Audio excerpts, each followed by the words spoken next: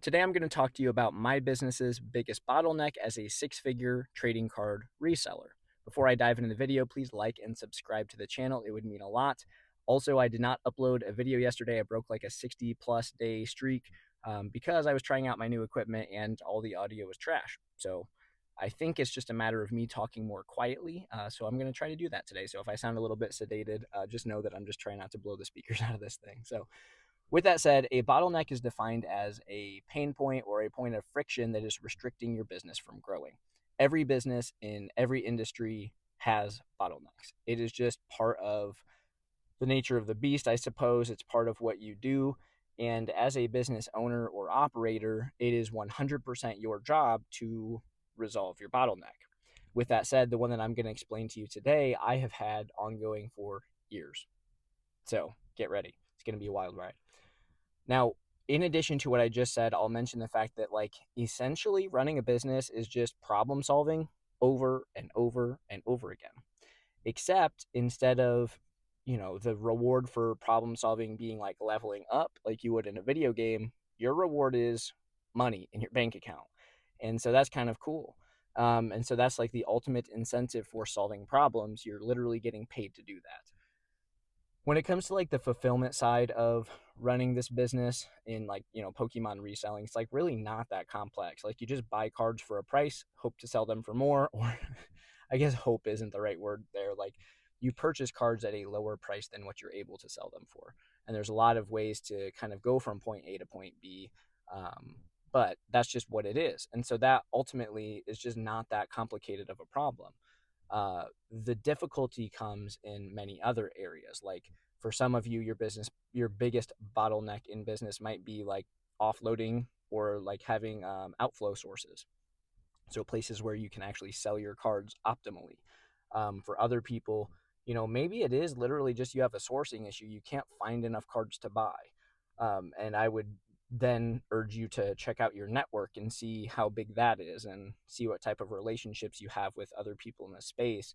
Because if you actually know people and you're engaging in healthy, transactions or interactions, then probably that problem is going to get cleaned up quickly. But for me, I'll just kind of cut to the chase. My business is bottleneck, and this has been the case since like 2022, is working capital. So the thing that's restricting me from growing is not some back end technicality. It is very much the case that you could always be refining, you could always sharpen the blade.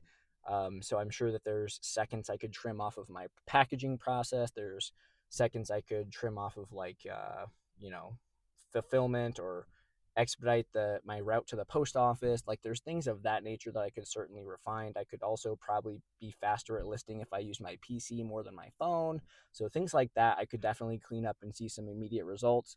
But the biggest thing that's restricting me right now is purely capital. I'm putting in the work, I'm doing all the things, but it's just always kind of been the case for me. And I started this stuff out with like $400 and a couple cards in the PC.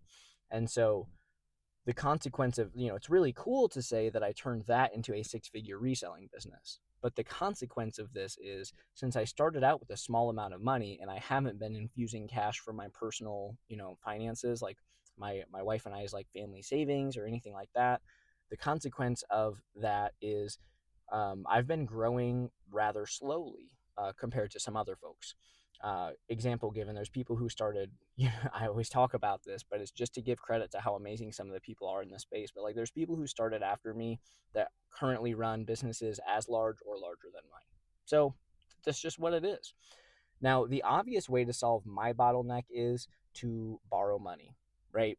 That's pretty much it. Like, I could be using some kind of line of credit, take out a loan. Those are basically the same thing. I could be using a credit card, which is also the same thing. Like, all of that is just different ways of leveraging or borrowing money. And I will mention the fact that, prior to mid 2025, I had never used a credit card for my business. I do use a credit card for my own personal finances, but I am 100% one of those people that, I am never spending more on the card than what I currently have in my bank account, usually not even close. And then also, when I do purchase on my card, I am paying it off prior to the statement even hitting, which is weird, but it's what I'm comfortable with. And so maybe it's just a little bit of like anxiety on my end or risk aversion. but that's just where I'm at, and so it's okay. With my business, I guess I'll just give this little tidbit. I use the PayPal MasterCard. I would prefer to have the Robinhood Gold card. I've been on the wait list for that for about a year and just no movement. So I don't know. Maybe I don't spend enough money on Robinhood to qualify for the card. But I've been on the wait list for a long time. That's a cool card because it's like 3% cash back on literally everything across the board. If you apply for that card, be sure to use me as a referral. but anyways, in all seriousness, the PayPal one's cool because any instance in which you can use and this isn't a sponsored like take or whatever, it's just helpful. But like with the PayPal card, you get 3% cash back on anything where you could use PayPal as a checkout option online. And so, what's a good place for that? eBay. And another cool thing about eBay is I have my, like, whatever your state calls it, it's like a retail registered merchant certificate or whatever. Basically, your tax exemption. If you're operating a business as a reseller, you don't need to be double dipping and paying sales tax, right? And so, with that said, it's like most people, if they're paying sales tax, let's say they're from the West Coast, they're paying like 110% of the final value of any given item. Okay. So with me, I'm paying just 100%. I'm withholding the sales tax. I don't have to pay that as an individual. Then, in addition to that, with the PayPal MasterCard, I'm also saving another 3%. So I'm getting that cash back. See what I did there? So basically, what that means is the maximum sorry, that was so bad. The maximum I'm paying on anything is 97%, which is kind of nice. Obviously, it would stink to buy something at 97% and then sell it for like what 84 and 75 hundredths is what we calculated on the channel. So that's not a winning solution, but it's better than nothing. So you add grading as a multiplier to the mix and it works out fine. Nonetheless, it's good for like supplies and stuff. But it's like, even with that, like my credit card, I can't reliably count on every vendor at the card shows to have, the option to use that. And then even if so, I'm not getting the 3% on that because I would just be swiping on like Square or something. And that's just, I think 1% cash back is what it defaults to. And then also like Facebook Marketplace, I wouldn't get the 3% on any of those. I don't get the 3% on any of those because it doesn't, the cashback doesn't accrue from user to user transactions. So it's a little bit limited in that regard. And I really don't feel comfortable going to my, credit union and taking out a loan. And I definitely don't feel comfortable, putting leverage against my house. And so it is what it is. Like, I am growing. My business is getting larger. I, at any given moment, have more capital than I did last year or the year before that or the year before that. But I just still find myself spending like pretty close to zero every single month. And maybe that's just kind of what the nature of this hobby or this business or this market is, because I know people substantially larger than me that are interacting with leverage too. And so maybe that's not a flaw, maybe it's a function, right? Like maybe you are just in such an opportunity rich space where you literally can't have enough money, right? Like that is just it. Like perhaps we just have this infinite money printer, and I know this is kind of like dangerous thinking or whatever, but it's like maybe we just currently have access to this infinite money printer where it's like regardless of how much we have available, it's not enough. And so that could be the case too. And so maybe I'm just being a little bit immature, and that's the reality of the situation.